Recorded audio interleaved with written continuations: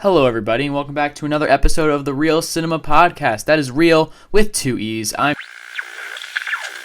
legends behind the Real Cinema Podcast present a brand new movie show, The Lights. Here's the rules. First off, we have the highlights, a segment where we share what movie-related topics we thought were the best of the week. We will each have our own mini list of our highlights, and we will discuss why we like them so much. The topics can range anywhere from new trailers, casting news, or a movie that we thought was good. Next up, we have the lowlights, where we talk about the worst of the worst in movies of that week. It can range anywhere from a trailer we didn't like, a movie we didn't like, or basically anything movie-related that we did not like. We will feature guests who will share their highlights or lowlights, and you can even share your lights list on Twitter, and we may read them on the show. The Lights will debut with our movie awards show this week, and you can find every episode on both iTunes and YouTube. Hello, and welcome to the first ever episode of the Lights Movie Podcast, brought to you by NotYetRated.net. I am Colin Motil, your host of this show, and with me, my always co-host, Ben Martinez. Right, Ben Martinez. Alright, Ben, this is our first episode of the Lights Movie Podcast. You may have seen our trailer, which you can find on both our Twitter pages, basically breaking down the rules of what we're going to do with our shows, and so you can check that out. But our first episode is going to be a very special episode. We are doing our award show for 2015 movies. So we have a bunch of categories. We have some cool guests. It's going to be a fun little time, Ben. It will be. We have a lot of respectable opinions. Well, mostly respectable opinions. So we have opinions. Yeah. But we're going to take this fairly seriously, especially with the first few categories. Oh, certainly. To tell the audience how we decided with how people won. Most of them are our opinions. It is our show, so that makes sense. That's true. But for some of the bigger categories, like the Best Picture category, we went to the writers of the wonderful site that I'm editor-in-chief of, NotYetRated.net, where we did a little poll, we did some surveying, we got the opinions out there, and we decided on the nominees and the winner. And so it's not just us, because anyone can go to our opinions and be like, oh, clearly their favorite movie is this. But now it's more of a group consensus, if you will. Right. All right. Let's get things started, Ben. Let's. The first category. Best Josh Trank movie of 2015. Ben, what is the nominees? The nominees are Spotlight, Fantastic. Wait. 1 second. The nominees are Spotlight, Fantastic, Too Fantastic, Too Furious, Fenta 3 Stick. There's a 3 where the S should be. And Fantastic Four. And Ben, the winner is Fantastic Four. A real shocker. I really thought Spotlight had a shot to win this one, but just edged out by the artistic flavor of Fantastic Four. I think the ultimate downfall of Spotlight was the fact that it wasn't directed by Josh Trank. I agree. That's what was really holding it back in this category. I feel like otherwise it would have won. Yeah, for sure. But also, I feel like Fantastic Four was kind of the obvious choice, too. It was a little pretentious, It was very, It was directed by Josh Trank. It was very Josh Trank, So it makes sense that it would be the winner of this fine category. Yes. The Academy would agree. You think the Academy should have that category? Because I do. I thought they did. Okay. Next year. Next up, our next category it's kind will of be... racist of them to not have that category. Yeah, diversity. We need a Josh Trank category. In every category. For our next category, we're going to kick it off to Dan Doherty, who has the nominations and winner. Dan, take it away. Hey everyone, this is Dan, and I'm presenting the category for Best Movie with More Than One Shade of Grey. And the nominees are 50 Shades of Grey, Mad Max Fury Road, Spotlight, The Revenant, and Marvel's Ant-Man. And the winner is Marvel's Ant-Man. Thank you, Dan, for a thrilling announcement of that winner. Lots of emotions. Big upset. I can understand why. He was so emotional. I really thought it would go to Mad Max Fury Road. It had lots of shades of gray. Many. The Revenant, so many. Spotlight also had a lot of. I think that Spotlight was neck and neck with Ant-Man. Right, but Ant-Man did have more shades of gray as a Yes. whole. I don't Other really, colors too. Red, Yeah. lots of red, had some blue. blue. Yeah. But I don't know why 50 Shades of Grey was nominated. It only had 50 shades. Right, Like it's these other films had like thousands of shades. Oh, for sure. If you're gonna make a movie, you need lots of different Right. shades of gray. You can't just have like 50. I mean, No, definitely not. it's amateur hour. But it was a good effort on their part. Lucky they got a nomination somehow. But Yep. I think the correct winner was chosen. I think Marvel's certainly. Ant-Man, its gray coloring was on point, if you will. Yes, that was beautiful. The entire first scene was in a gray room. It's true. Yeah. That room was very gray. I think that's what actually kind of Pushed it over the edge, you know. tipped the scale in their favor. Okay. Right. All right. On a slightly more serious note, Ben, we have what category? The best scene of 2015. The nominations are the church scene in Kingsman: The Secret Service, the cameo from Liam Neeson in Ted 2, Mad Max meeting Furiosa in Mad Max Fury Road, the bear scene in The Revenant, and the one-take boxing fight in Creed. And Ben, the winner is... The Kingsman church scene. The Kingsman church scene. That's really loud. This was a really cool scene. I mean, It was hysterical to start off. when I saw the movie last January, I just knew this is the one. the best scene of the year, no matter what. Because first of all, Freebird is one of the best songs of all time, in my opinion. Okay. So the use of the guitar solo in that fight, and the fact that it was in such a crazy place, like a hate church like that, Right. it just made it so funny. The Yeah. action was great. A lot of people didn't like how the action in the entire movie was shot. I personally thought it was a little refreshing I because liked it. we've seen plenty of, I don't know, like action scenes that are just like, oh, here's explosions, punches, whatever. It was unique, and I liked that it had that very pomp and comic booky feel to it. Without a doubt. But But one of the best lines of 2015 too, with his entire shtick about how he's oh yeah, has a and black Hail boyfriend. Hitler, Yeah. or whatever he said, Hail Satan, sorry. Yeah. Yeah, my black Jewish boyfriend. Right. Who works at the abortion clinic. Great. But all these nominations were fantastic. The scene in Mad Max Fury Road where it's the fight between Mad Max and Furiosa, and Nux is helping Mad Max, but Incredible. Max is also fighting Nux, and Nux doesn't know that. Really great scene. The scene in The Revenant is spectacular because the effects of the bear is unbelievable. The boxing scene in Creed, unbelievable choreography. And the Liam Neeson scene is probably the funniest scene of 2015. It's so funny. If you haven't seen Ted 2, it's worth seeing for his cameo alone, I would Right. say. Oh, definitely. Because entire it's an movie's made okay around the movie. cameo. It's an okay Yeah, it's movie, but that scene just Puts it over the top. unbelievable. Well, doesn't put it over the top. It's an okay movie, but yeah. Okay. That scene unbelievable. Now for the next category, Next category, we have best character. Ben, what are the nominations? Or Nathan. nominees, whatever, you know? Well, I mean, they're Nathan in Ex Machina, played by Oscar Isaac. Correct. Furiosa in Mad Max Fury Road, played by Charlize Theron.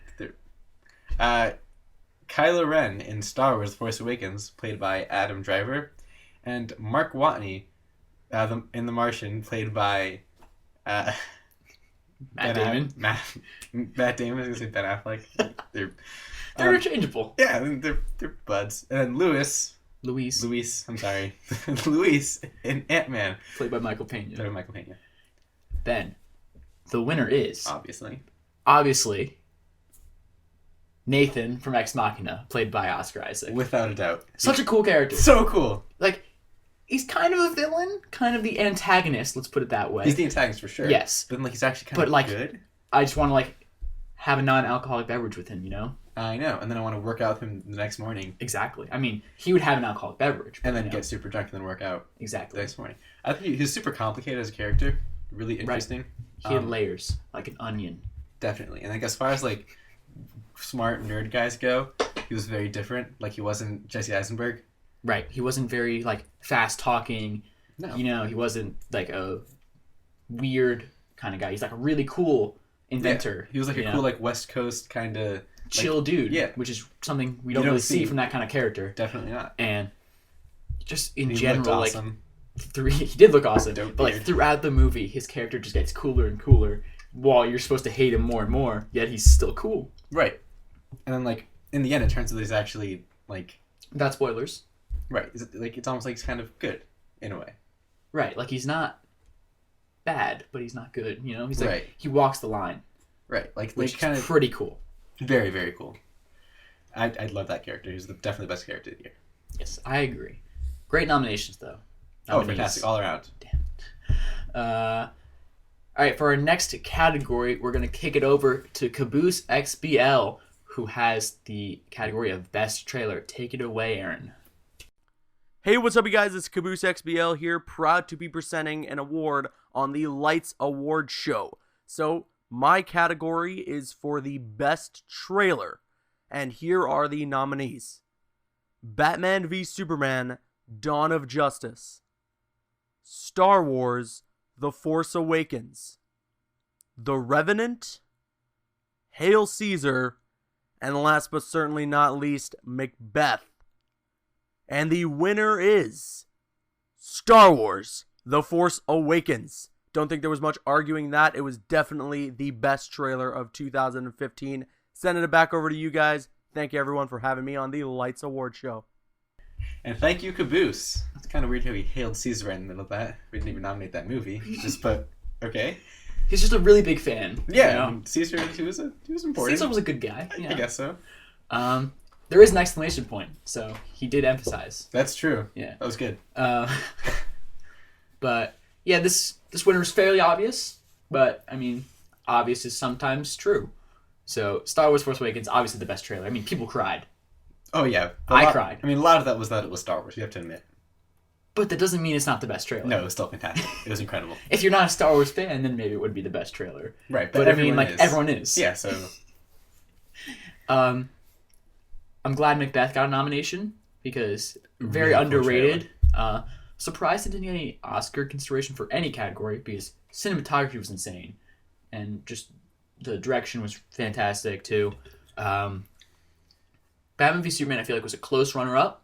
It definitely was. Not the newest trailer, by the way. The Comic-Con trailer. Right. The newest one. I disagree. I love the newest one. But I love it too, but like it's more of like I love that I'm excited for the movie, not as much like this is a really well-made trailer, because it wasn't really, great. But for me, Batman vs Superman, I wasn't really excited for Batman vs Superman, but seeing this trailer, it got me like really into it, because I'm not a big DC guy, but this trailer got me way into the movie. Right. I mean, Star Wars, I was already into it, so I can't say that for it because it's Star Wars. True. Although I do want to say about the Batman vs Superman trailer, I saw the newest one. Mm-hmm. When I was seeing Star Wars with my brother, actually, he doesn't really watch movies at all, but after seeing the Batman vs Superman trailer, he was like, "That seems pretty dope." Yeah. When I went to go see Star Wars like a bunch of time in theaters, the Batman v Superman trailer, the new one, always played in front of it, and the reaction to it was very positive from like these like older people who don't go to the movies very often. They're seeing Star Wars. They see that and then like they're like, "Oh, Wonder Woman," and then like people start applauding. Right. And, like so, I don't know. Like a lot of people who already know a lot about the movie are like, "Oh, it spoiled too much," but the general audience, I feel like it was an effective trailer. Definitely. That's why it was very close battle in the end between these two films. Although all the nominees were great. The Revenant had a great music great in two the trailer. trailers. Yeah. Both the trailers were really great. Like the action that it showed was really, really cool. The breathing thing. Yeah, I really liked that. It's clever. Like just that trailer made it like a must see. Right. And obviously putting the name Leonardo DiCaprio in anything means it's gonna be like a pretty good hit box office wise. Yep. And the trailer definitely helped with that.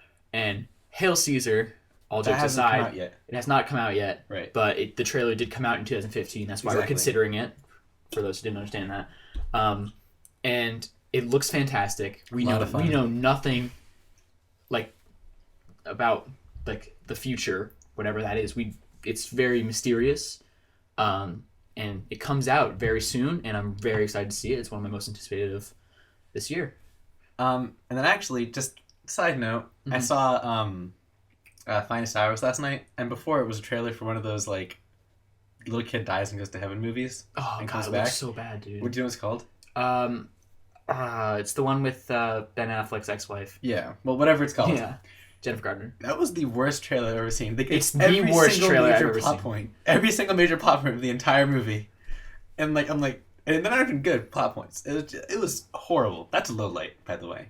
If we're gonna do that. Like, I'm a fairly religious person. Oh but yeah, like, for sure. But that trailer was, I'm just cringing the entire trailer. it was so bad. I went to over the holidays. I went to see 4 movies in one day, at the theaters, and it played before 3 of the movies, and I wanted to kill myself. It's so bad. How does? I don't. It's gonna make money though because religious people go see religious movies. Like, Right, of course, and there's a lot of religious people. Mhm. But like, every major plot point, like It's I like, can't imagine what else. Like those are all the plot she's twists. okay, but then she falls out of a tree. And she's okay again. Because God saved her. Yeah, They literally like, whatever. We're off topic. we are. It's a trailer. Okay. Yeah, what if sorry. at like the Oscars they got off topic like that? It's like, have you seen the trailer for the new religious movie? They let the guy who's announcing the awards just talk for 2 minutes about whatever he wants. Mhm. Okay. Anyways, the next category Ricky is best scene. nope. Yes, Didn't we just do that? we just did. Oh yeah. We did just do that. The next category. Wait, did we just do best trailer? No, before that. Wait, we did. Hold This is the on. second category we did. Oh, I copied and pasted it and then I forgot to delete it. My bad. We already did that. Yeah. Anyways, the actual next category is Best cameo. right. Ben, what are the nominees? The nominees are Stan Lee in Avengers: Age of Ultron, Stan Lee in Ant-Man, Hugh Jackman in Me and Earl and the Dying Girl, Liam Neeson in Ted 2, Anthony Mackie in Ant-Man. Ben, the winner. Is I say it. go for it? I'm building suspense. Okay. Hugh Jackman in Me and Earl and the Dying Girl. Tell us about this cameo, because a lot of people probably missed it. I so- missed it when I saw this. There's a scene in Me and Earl and the Dying Girl where the dying girl, I forget the character's name, I think it's Rachel? Probably. Probably something like that. She has Hugh Jackman's Wolverine picture of him on her wall, and our main character, played by Thomas Mann, he starts like almost like hallucinating, and the picture starts talking to him, and it's actually Hugh Jackman's voice, and he's like playing Wolverine, Right. and it's so funny, and it's such a great cameo that they actually got Hugh Jackman to do it, because I think the story is like he saw the movie at like a Sundance or something, and then he's like, oh, just let me provide my voice for it or something like that, and it's great. Like the obvious one would have gone to Stan Lee, but like personally, I hate his cameo in Avengers: Age of Ultron. I hate it more than anything in the world. Keep in mind, we did choose these. We did, but you loved it or something. I don't know. I don't think so. Oh well. It got up there. What other somehow. cameos were there? Yeah, Really? yeah, it got up there. Um, We didn't include Star Wars in this because, there weren't any cameos. yeah, I mean, they were little celebrity fun. oh well, yeah, I guess like Daniel Craig or whatever. But I don't really consider those. They're just like it was just like they're having a fun time. I Yeah. don't know if it was for I don't know. It was for them, not for audiences. Right. I feel like with a cameo, you actually know it's them. Right. But Anthony Mackie and Ant-Man was a good choice because That was really cool. I wish I didn't know about it before going to the movie, because for some reason the marketing team behind Ant-Man was like, oh, we'll get people in the theater if we show them the Falcon scene, because people will go see it because the Falcon's in it. Right. Because he's the draw of the movie. He's the most for exciting Christ's Avenger. sake. Yeah, like if it was Captain America, I would understand, because like, oh, Captain America's in it, we gotta go see it. But like, they didn't show the Captain Falcon? America in the for a really cool cameo. Right. But I mean, Yeah, that's, they didn't do it's that. a little different. That was an awesome cameo. Yeah. But Liam Neeson we already talked about. Great. Fantastic. Stan Lee and Ant-Man, it was certainly Stan Lee. Yeah, it is Stanley. But I think Hugh Jackman was definitely the standout. Right. Which is good. Yes. All For our next category, we're going to kick it off to the hosts of the Cut 2 podcast, Connor and Caleb, for the next category. Hey, I'm Caleb, I'm Connor. and we're the hosts of Cut 2 Live, premiering on YouTube in March.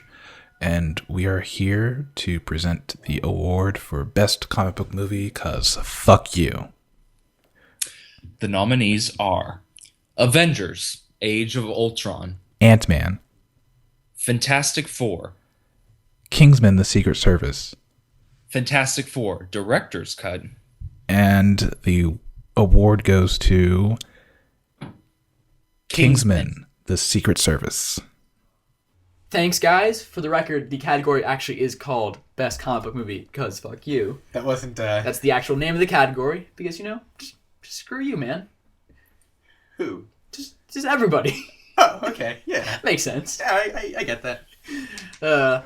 But Kingsman: Secret Service was very, very far and away the best out of these. Right.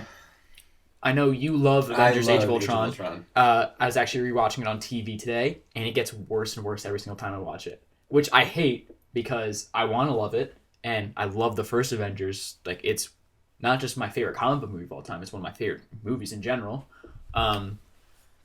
But it's just Age of Ultron is so disappointing in so many levels because there's so many great moments in it, and then it's just followed by so many like really terrible moments that just kind of piss me off. But Ant-Man I really enjoyed. Fantastic Four was a movie. It's true. And Fantastic Four Director's Cut, brilliant.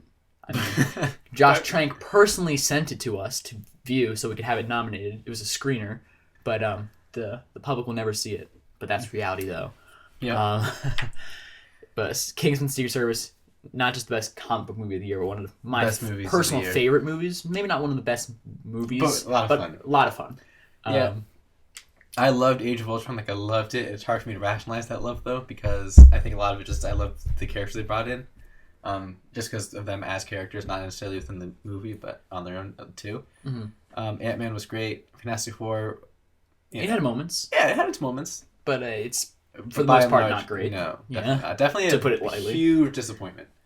Yes. And it's kind of... And it's a shame that it was so bad, because I would have loved to see that X-Men and Fantastic Four crossover. That was... Mm-hmm. I agree. Planned. Kingsman, of course, was fantastic. Yeah. And then the director's cut of Fantastic Four. It was pretty great. It was much better than the not director's cut, the editor's cut. The Fox cut, the if Fox you will. cut. If you will. Cut by an actual fox. That's why it was so bad, I guess. But Foxes what does the fox say? I don't... Classic joke. Bring it back. Memes. Okay. Moving on. Ben, what is the next category? The next category is Best Nerd Movie Performance. Yes, the best performance, not by a nerd, In but a movie. a movie meant for nerds, Right. if you will. The nominees are Daisy Ridley in Star Wars The Force Awakens, Colin Firth in Kingsman: The Secret Service, Aaron Taylor Johnson in Avengers: Age of Ultron, Charlize Theron in Mad Max: Fury Road, and obviously Dakota Johnson in 50 Shades of Grey. Wait, actually, that's the winner first. Yeah, you should. I'm sorry. Okay. The winner is Charlize Theron in Mad Max: Fury Road. Yes. I just noticed that every nerd movie here, aside from 50 Shades of Grey, has a colon in the title. This was the year of the colon. It seems. Yeah. Well, I mean, that happens when sequels. Right. Yeah. You get, colons. Well, Well, Kingsman: Secret Service, not really a sequel, Nope, but just- it went for it. And I they needed appreciate the it. colon. They can't just call it Kingsman. Kingsman, they- comma, the Secret Service? What do you... Kingsman semicolon? It doesn't... Yeah. Charlize Theron, well, I don't think she was as great as everyone says. Like, she doesn't deserve an Oscar for her performance, but what she brought to the movie was great and really elevated the movie. I think, by and large, anything associated with Mad Max isn't as great as people say. Like, it's great, fantastic. I Like, love Mad Max. you love it. Amazing movie. But it's not the best action movie since whatever Die people are Hard. saying. Die Hard, yeah. Right. But I personally, I loved the movie. I gave it So a 5 great. out of 5. It's brilliant. I know you didn't give it a 5 out of 5 because you're too cool for that, Ben. No, I'm kidding. But You're not cool at all. But I love the movie, and I don't think it's the best action movie since Die Hard or whatever. Yeah, whatever. But I mean, it's certainly a very, very well-made movie, Fantastic. and I hope it wins I a hope it bunch does of well at the Oscars. Oscars, Yeah. yeah. But Charlize Theron, great. She was. Yes.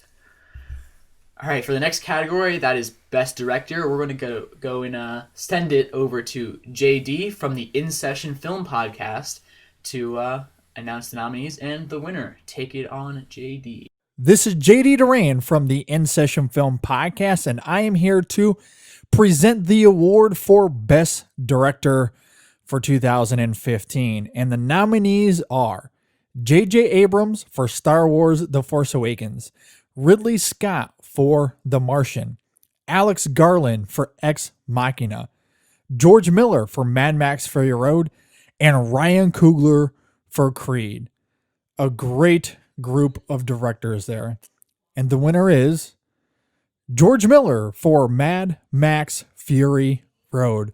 What an incredible job he did with Mad Max Fury Road. It's incredible what he was able to accomplish given the task at hand and what he did with that film. So congratulations to George Miller. It's absolutely deserved. Mad Max Fury Road was easily one of the best films of 2015, and a big reason why was its direction. Thanks, JD. And yes, George Miller is the winner. Some great nominees, but I feel like George Miller is the maybe not obvious choice, but like the person who deserves it the most. Right, and it's true that he directed this movie without any sort of script, right? Apparently he came up with it like along the way, but like he had a general story. Right, I know his storyboards. But he didn't have like lines and stuff down. Yeah. I think that like that in and of itself is kind of a testament to like how much this movie is him, which is really cool. Right, because when you make a movie without like a script, it can turn out bad or it can turn out good. I just saw the new Terrence Malick movie, Night of Cups, and I really didn't like it. And part of that, it didn't have a script. It was just Terrence Malick had a camera, he had Christian Bale, and they just went off and shot stuff. There's literally nothing to it, and it really bothered me. But then George Miller did it. But George Miller did it, and it worked. Because he knows what he's doing. Because he's a real director. Sit down, Terrence Malick. Okay. He's listening. I know he is. He's a big-time listener, and I'm sorry. Yeah. He probably just lost his listen. But J.J. Abrams, he did a fantastic job with Star Wars Force Awakens. It's a miracle that, like, with all the high expectations there were for the movie, that it lived up to like the hype. Maybe not lived up to it for all the people, but like it was good enough where people could be like, yeah, this is a good movie. Maybe not like the best movie of the year like I want it to be, but like it's good enough where I'm like, they did a great job. Yeah, I mean, he did play it super safe by basically using the exact same story as the originals, but it still worked. And exactly. It worked marvelously. And I think once we see episode 8 and 9, we're going to look back on Force Awakens and be like, oh, I see now. Because I feel like there are going to be parallels to the original trilogy, but I feel like it could get flipped on his head. I don't know. We'll see, obviously. Right, it's going to be very different. I think that, like, with all the pressure JJ had, what he did was fantastic. Incredible. Ridley Scott, very good job at The Martian. Such a good job. It was so great to see him do an actual good movie again. Would you say it was his best movie, or do you think it's still... Ooh, that's tough. It's definitely his best movie in years. I don't know, because, like... What was it? It was Gladiator? Gladiator is great. It's probably the best movie since Gladiator. I don't know if it's... Oh, it's very close to Gladiator. I love The Martian. He did Alien, he did Blade Runner. Right. So it's maybe not his best, but... He's done a lot of great movies. Yes. And this was some stinkers recently, but he's back on the right track. Although I did like Prometheus. Oh, as did I. Yeah. I didn't love Prometheus, but I enjoyed it. Genuinely enjoyed exactly. And I'm pretty excited for the new one. I am too. I'm definitely excited for it. Yeah. He's not directing it, is he? He is directing it. Oh, very cool. He's back. That's probably going to be great. Yeah. We both fought for Alex Garland to get a nomination because Ex Machina is just... incredible. It's incredible, and it didn't get enough Academy attention. Definitely. I feel like it did get like he got some nominees like effects and original screenplay, which I was very happy about. But I would have liked to see Garland get a Best Director, maybe over like an Adam McKay. Right. And then Ryan Coogler did an unbelievable job with Creed, and he's another person that could have gotten over maybe Adam McKay. Even though I think Adam McKay did a great job, I don't think his direction was the best part of that movie. I think the performances and the editing were the best part. But Coogler is so good, and I feel like maybe he would have gotten second place to George Miller if we did like a runner-up. Well, Garland. Or Garland, yeah. But very good. Very good all around. Yes. All right, now we're going down to the final few categories where it'll just be us because, it's our show. Podcast. Yeah. Sit down, everybody else. All right. Next category is Best Supporting Actress.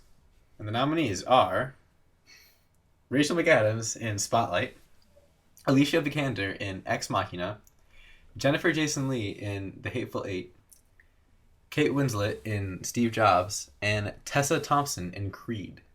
And the winner is Alicia Vikander, Ex Machina.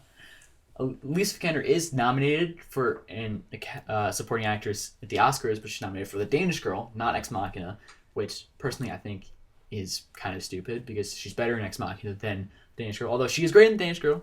But I feel like what Vikander did in Ex Machina was truly like spectacular. Like it was one of those performances that actually blew me away. Right. Because when Ex Machina came out, this was in April, I hadn't seen anything with Alicia Vikander, or if I had, I didn't recognize her. And she was so convincing as Ava, the robot, like the way she moved. Like it was one of those performances that, like, it's not just dialogue driven, where it's like, oh, I don't want to say any, but like actors are known for spitting dialogue and saying stuff. But like what's so underrated is like the movements and getting into the character. And I feel like she really got into the character.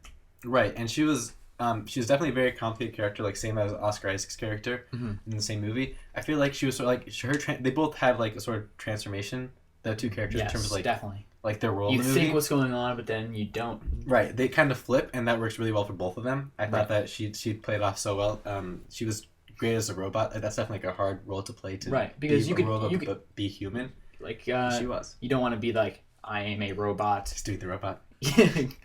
But like you want to be like a little off, like not human. Right. Almost like a child, because like she's still like learning. Right. Which is very cool. She did that well. And I liked how there was moments in the movie where it's like, she could be evil. She could be this. And then you see the twist at the end, which I'm not going to spoil for anyone who hasn't seen Ex Machina. You should watch it, by the way. It gets a lot of love on our award show. Unbelievable. And so like she starts off good, then she's bad, then you don't know. And the main character, Caleb, has a lot of like trust issues going on here because he's got these two people, or one's a robot, but like two characters, Oscar Isaac and Alicia Vikander, who he has no idea who he should trust. Exactly. And it works out perfectly. The three of them had a great dynamic throughout the entire movie. Right. Okay. Next category is Best Supporting Actor. The nominees are Oscar Isaac, Ex Machina. Right. Tom Hardy, The Revenant. Sylvester Stallone, Creed. Chiwetel Ejiofor, The Martian. And Walton Goggins for The Hateful Eight. Now, there's some maybe a controversial choice in there with Chiwetel. Maybe not a lot of people picked him, but right.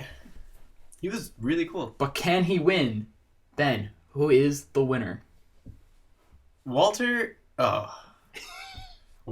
Goggins. It's a weird name to be It fair. is. It definitely seems like it should be Walter. But hey, Walton Goggins is the winner for The Hateful Eight.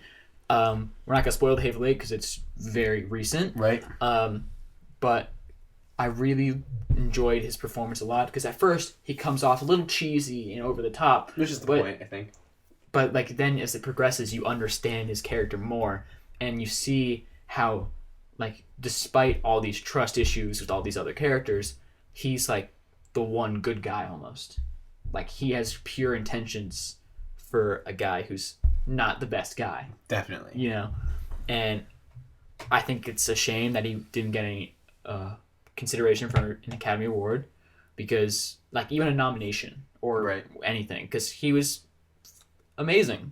And his, like, the role he played in the movie was very surprising, like, because they had such huge names. Right. Like, he was one of the main characters. Right, and like, he ended up having a huge role in the movie, and, like, you wouldn't think that he would be the one to have such... Right. You would think maybe, like, Tim Roth or Bruce Dern, who are bigger stars, would have the bigger role, but, like, he's the one that really, like, prevails. Right, and it was incredible.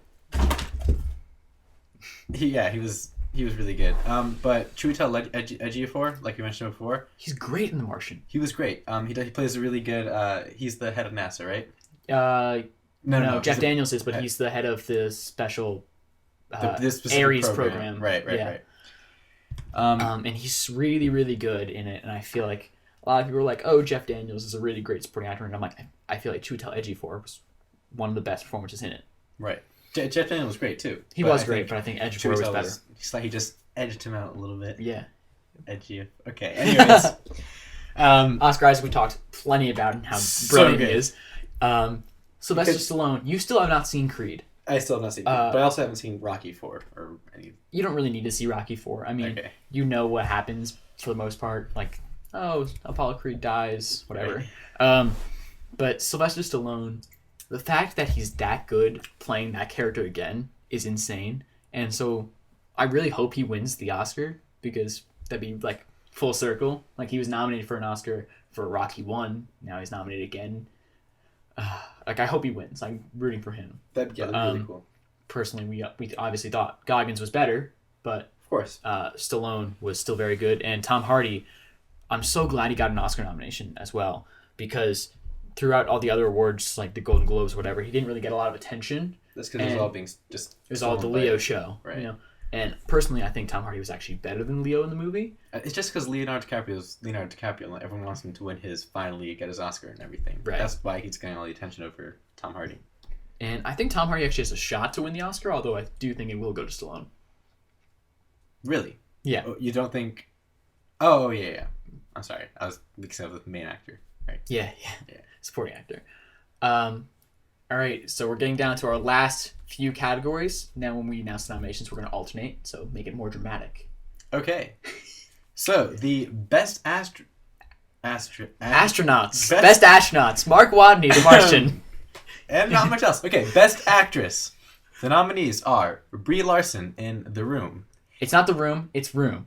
Get it through your fucking thick skull, Ben. I'm sorry. Brie Larson in Room. Amy Poehler in Inside Out. Jennifer Lawrence in Joy. Eddie Redmayne in The Danish Girl. Olivia Cook in Me and Earl and the Dying Girl. And the winner is... Brie Larson for in Room. A Room. For just one room. For one room, not the room, not a room, just room. Oh, just room. Several rooms. No. It's one room. Okay, I'm sorry. Brie Larson. She was great. You didn't see Room. I have yet to see Room. And so I really fought for this decision because she is unbelievable. When Colin says fought, he means like an actual fist fight. It was brutal. I still have a black eye, but right. I mean, I think I won the fight because I had the nominee was most shots to the balls, you know. Exactly. But great nominees. I'm glad on the list we decided on. But Brie Larson is the one that really, I feel like, blew me away. I know I keep saying this, but like, she is just captivating, and she really like takes over that movie. And even towards the end, like, I'm not gonna spoil Room, but later in the movie, she's not like the most likable of characters, but she still has pure intentions, and she's been through a lot, and so her performance itself is fantastic.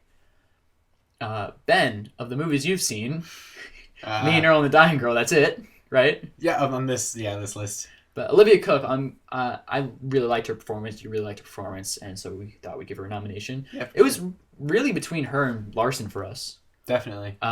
Because we thought she was really great, and obviously Eddie Redmayne was great as the Danish Girl. You know, really great acting performance as, you know. Yeah.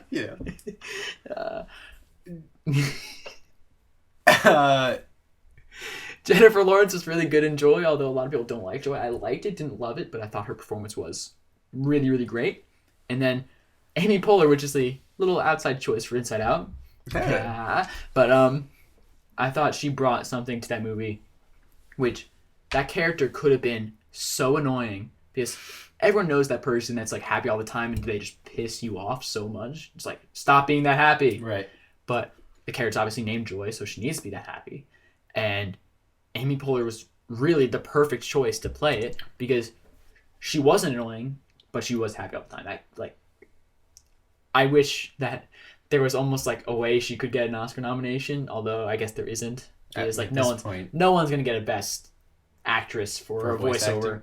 Like, there was been talk about it for a while, like Scarlett Johansson, her. Like, I thought that was like a great voice performance. Everyone's like, oh, she should get a nomination, but I mean, that's never gonna happen. Yeah, Same thing with motion capture. That's never really gonna happen unless there's so many great performances of that year. I think that I would really like to see a best voice acting, because voice acting is Voice hard. acting is hard. Like, people don't understand. Like, the one I go back to is Chris Pratt in Lego Movie, because with him, he had to convey the emotions of that character just with his voice, so he couldn't use like facial expressions or body movements like he used a lot of in Parks and Recreation. Right. And I thought like his character in the Lego Movie was really amazing because of that. Like the fact that Chris Pratt brought so much to that character and really owned the character. Right. And I wish there was like something for voice actors, because like to show sadness, they can't just like shed a tear. They need to like show it in their voice. Right. It requires like Hear almost it in like a your different voice. skill set. Right. I feel like this is not where we do, but I think the Emmys should definitely have a best voice acting section. The Emmys? Yeah. Isn't that music? No, Grammys is music. Emmys is TV. Oh, whatever. I don't know. I mean, Grammys does have best voice acting if you consider singing voice acting. I Exactly. guess. Okay. That's what I was thinking. I was like, is that a joke? No. I mean, There's too many award shows. There You know, are. like, there's There the should- SAG, there's the PGA. there should be one award show. Wait, PGA? Like golf? No, it's the Producers Guild Association. Does anyone care about that? No. Yeah, I didn't think so. Okay. But I'm saying there's a lot of these. They exist. There's the Lights the Award Critics' show. Choice Award. The Lights Award Yeah. show. Who cares about this? Why are you listening? Please keep listening. Love this. Okay. Okay. The next category is Best Actor. the nominees are Leonardo DiCaprio in The Revenant, Matt Damon in The Martian. Michael Fassbender in Steve Jobs, Jason Mitchell in Straight Outta Compton. and Samuel L. Jackson in The Hateful Eight. And the winner is Michael Fassbender for Steve Jobs. Whoa, Leonardo DiCaprio didn't win. Haha! Joke's on you, Leo. You're not winning anything. He really shouldn't. For this movie, like The Revenant, Right. he's really good, and he plays the character to the best that anyone could have. But like, I feel like it wasn't anything to, I don't think he should win an award for that performance. But he's going to because he's Going to Leonardo because DiCaprio. it's one of those things where it's like, it's a legacy thing, just like how people think that Martin Scorsese won his first Oscar for The Departed, even though it wasn't his best movie, because of the fact that, oh, he has this great filmography and we need to honor him eventually. Exactly. So it's one of those things, although I do think that is his best movie, Scorsese. Okay. But I think DiCaprio is definitely going to win the Oscar. But I think that in Steve Jobs, Michael Fassbender did such a great job, because lots of people had doubts about him because he didn't really look like Steve Jobs and whatever. And this movie was already in chaos with the whole Sony hack thing, and they're talking. And like Aaron Sorkin, the writer, said he didn't like Fassbender and he wanted, ironically, Leonardo DiCaprio. Right. But I feel like Fassbender really did something special with that movie. And there's this one scene in Steve Jobs where it cuts back and forth between the present argument with him and Jeff Daniels versus an argument they had in the past.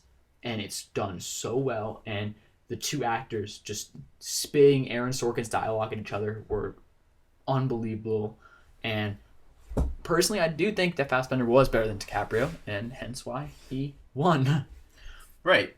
But he's not going to win. He's probably not going to win the Academy Award, If he did, people would be very mad. but it is between him and Leo. Like, if you look at the actual Oscar nominees, it's Matt Damon, who's great, but I He's don't not gonna think win he's it. not winning material, if No. you will. Eddie Redmayne, all jokes aside, I think his performance is terrible. Okay. I saw the movie and it was very cringeworthy to me because there was a lot of, oh my goodness, I'm a transgender now, like in it, and I really didn't like that. Like, it was almost insulting to transgender people, in my opinion. You're not transgender. I'm not transgender, but like I found it insulting. Okay. But who else was nominated for Best Actor? Wait, Damon, Fassbender, Damon, DiCaprio, Redmayne. There's one more. We know it. Oh, it's Bryan Cranston for Trumbo. Who's right, good, right. but I didn't think he was, I don't know, great. Like, he was really good in that movie, and I liked that movie, but like I don't think he was Best Actor nominee worthy. Right. But for our awards, Jason Mitchell for Straight Outta Compton, because when we came out of Straight Outta Compton, we were all talking about the performances and how great he was in the movie. I would have liked to have seen him get a nomination. I think he...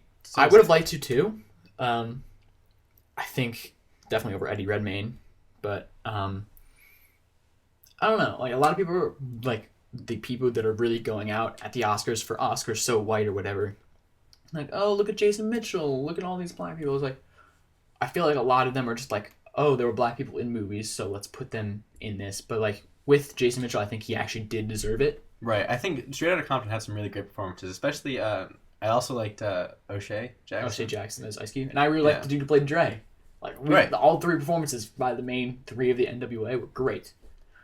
But then nominees. And then Samuel L. Jackson, he has not won an Academy Award, and that's insane.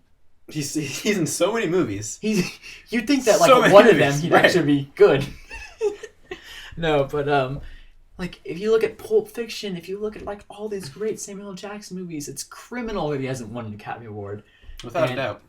Like, and I feel like The Hateful Eight was his best performance in years, maybe since Snakes on a Plane, you know.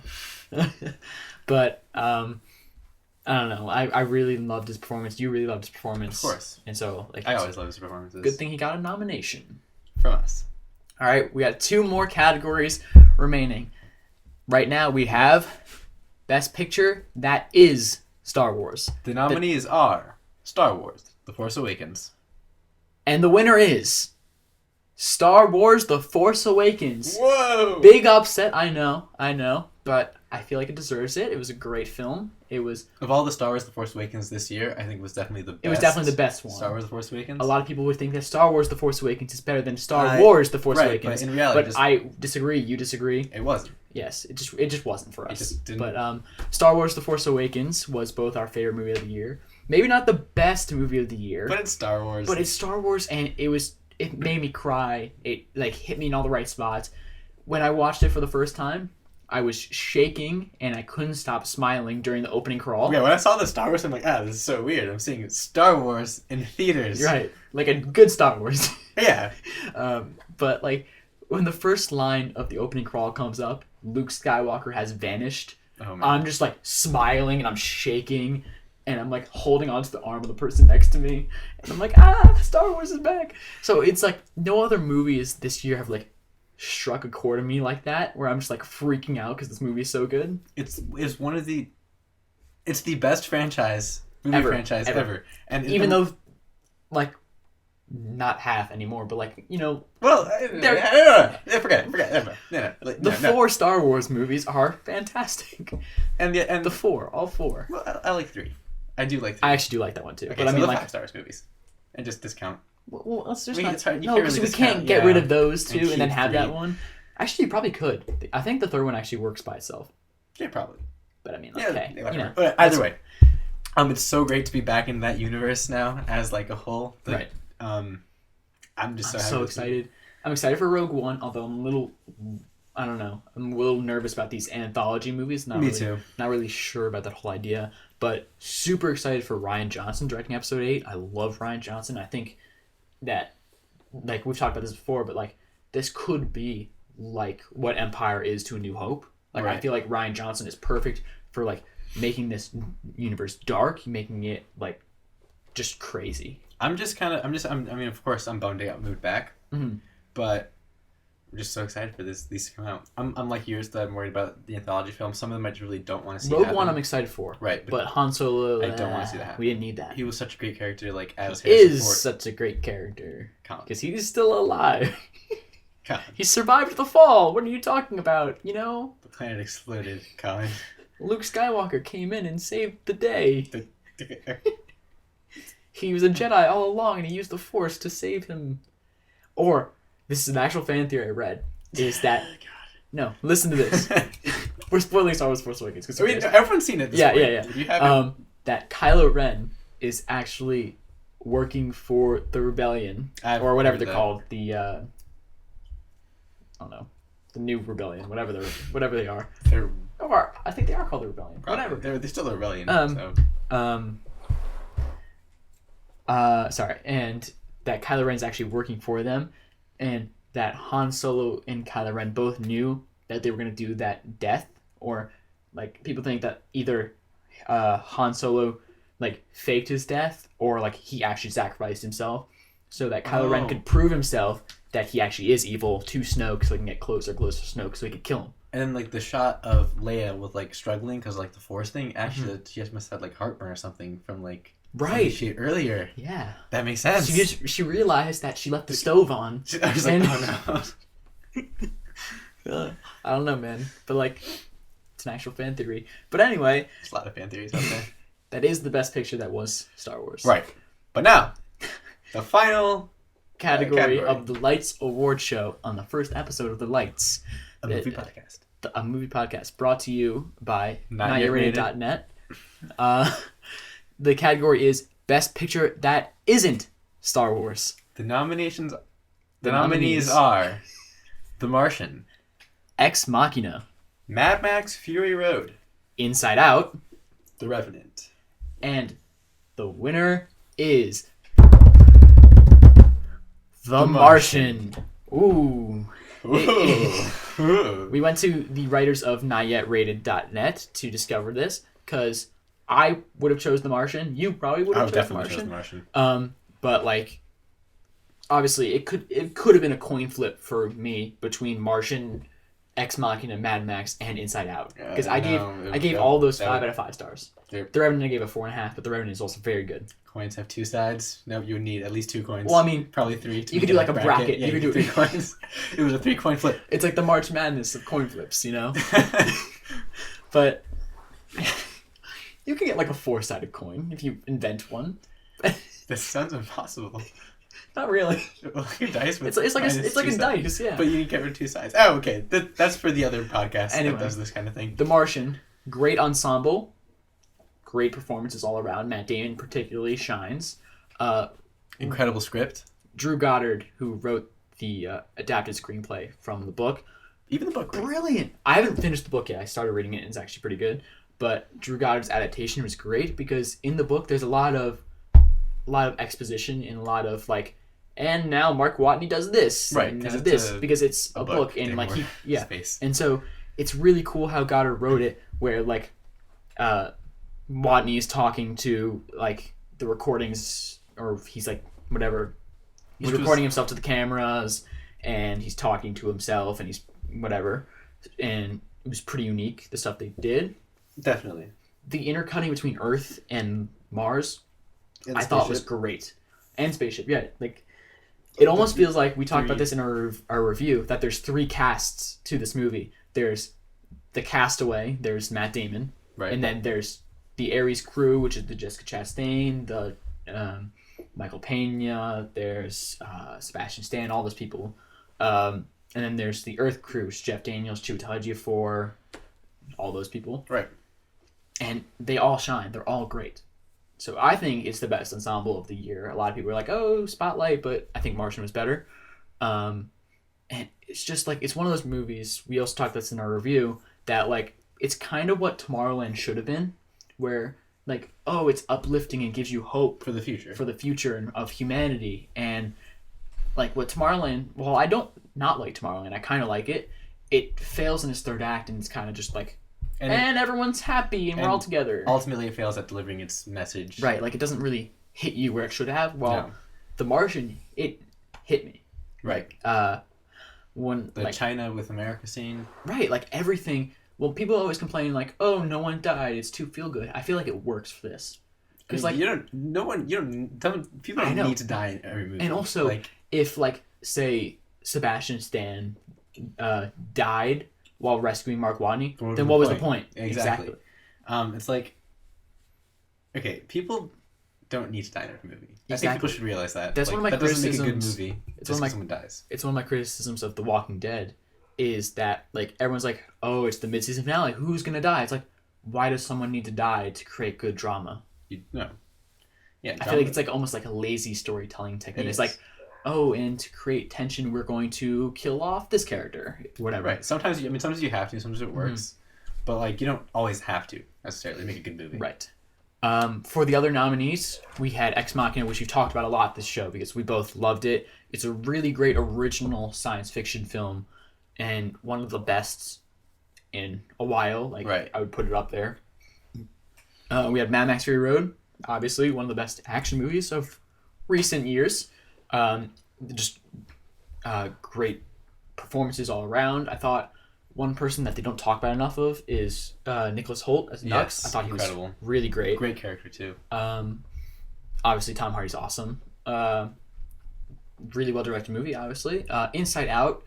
It made you cry. It was an emotional movie. Really well directed. Really well written. Whatever. Yeah. It's classic Pixar. It's one of my favorite Pixar movies. Like, it really impressed me because like the trailers are like, all right, this looks really good. I have high expectations. It's Pixar, but like Pixar has been like iffy recently. Right. And then this came out and They delivered. I liked it more than the first Toy Story. I liked it more than Finding Nemo. So that's how much I really, really liked this movie. And then The Revenant, which you haven't seen yet. Right. But it's just the way it's shot is unbelievable by Emmanuel Lubitsky. And it's directed very well by Alejandro Gonzalez Iñárritu. The performance all around, I was really, really impressed by, like, obviously everyone talked about Leo and Tom, but Donald Gleason from Ex Machina and Star Wars, he's really, really great in it. Wait, in The Revenant? Yeah. He's done so much. My God. Dude, he's in This two of was the his he's year. in two of the movies that were nominated for Best Picture. Well, 3 if you include. Well, 3 in our list if you include count Star Wars. The Yeah. fourth. I mean, it's won a Best Picture award, sort of. But like he's nominated, or he's not nominated, but He's so Brooklyn is nominated for Best Picture and The Revenant is nominated for Best Picture, and he's also from Brooklyn. Oh my. He's This done year he's done 5 movies? 4. 4. Star Wars, Ex Machina, Revenant, Brooklyn. There's nothing other one. Star Wars, Revenant. No, that's it. Yeah, sit down. Wait, Star Wars, Revenant, Ex Machina. Yeah, Star Wars, Revenant, Ex Machina, Force Brooklyn. Awakens. Wait, Star Wars is The Force Awakens. I'm sorry. Sit down. That's All still right. a lot. That's still a lot. I am sitting. But he's really great in The Revenant. There's a scene. He's reading everything. There's a scene in The Revenant where he finds out that Leo is still alive, and he goes looking for Tom Hardy, and he's just so angry and rageful that I've never seen that much rage from Donald Gleason. Like, it's incredible to think this is the same guy that was that lovey little cute dude in About Time, which I love. So good in that movie. So good in everything. Like, he's so like innocent in that movie, and then in this movie he's like, he's all angry and stuff. It's like he's so good. And Will Poulter is also really good. He's the kid in We're the Millers. He was also, okay, yeah. He was also in Maze Runner movies, Right, and I know. or the first one. Yeah, but There you The go. Martian, definitely Martian, the best best. movie of the year. So let's do a small little recap before you go. So, best Josh Trank movie of the year was Fantastic Four. Best movie with more than one shade of gray. that was Marvel's Ant-Man. Then we had the best scene. Kingsman church scene. Best character. That was Nathan in Ex Machina. Then we had best trailer, That was Star Wars: The Force Awakens. Then we had best cameo. which was Hugh Jackman in Me and Earl and the Dying Girl. Then we had best comic book movie, because fuck you, And that was Kingsman: The Secret Service. And then we had best nerd movie performance. which was Charlize Theron in Mad Max Fury Road. Then we had best director, which was George Miller. And then we had best supporting actress. Alicia Vikander in Ex Machina. Then we had best supporting actor, which was Walter Goggins. Walton, Son of a nutcracker. And then Walton Goggins. son of a nutcracker. And then we had best actress. which was Brie Larson in Room. We had best actor, Michael Fassbender. And Steve Jobs. And then we had best picture that is Star Wars. which was dramatically Star Wars: The Force Awakens. And then we had best picture that was not Star Wars, and that was The Martian. Now, the reason that the best picture with more than one shade of gray, none of those movies were nominated for best picture that isn't Star Wars, is because all these movies that were nominated for best picture, not many shades. they had one shade of gray in each movie, which I know. was really a little too, it was weird to say the least. it's not enough shades, man. But Yeah. ultimately, less shades meant better movies. Anyway, Yeah. thank you guys for listening to our first ever episode of the Lights Movie Podcast. Obviously, not every episode of it's going to be an award show, but we thought we'd kick it off with a bang. So, if you don't know, Now the you light, know. funny, but Okay. if you don't know, the Lights show, what we're going to do is we're going to break down the highlights and the lowlights of the week in movies. Like highlights meaning, oh, this is the best stuff of the week, trailers, casting news, just in general movie then- stuff. And then the lowlights is everything in the movie that, Was bad. Like, say you saw the Point Break remake. That would be a low light. You get the point. You guys can share your lists of your highlights and lowlights on Twitter, and we'll read them out in the show. We'll have guests. It'll be a fun little time. Ben, anything you want to say before we go? Thanks for listening. Follow us on Twitter at DuckIsGod, at Giant Sheeps. This episode was brought to you by NotYetRated.net. Please go to that website. It's pretty good, I hear, from some people. Thank you guys for listening very much. If you want to be a guest on the show, just contact us and we'll see what we can do. Awesome. Yeah, have a good day. Have a great day. I went up to you a little bit there. What if it's night? Then have a great night. If it's night, I hope it's horrible. If it's night, then have a good day tomorrow. Right, but make sure your night is bad. All right. Thank you. Take care.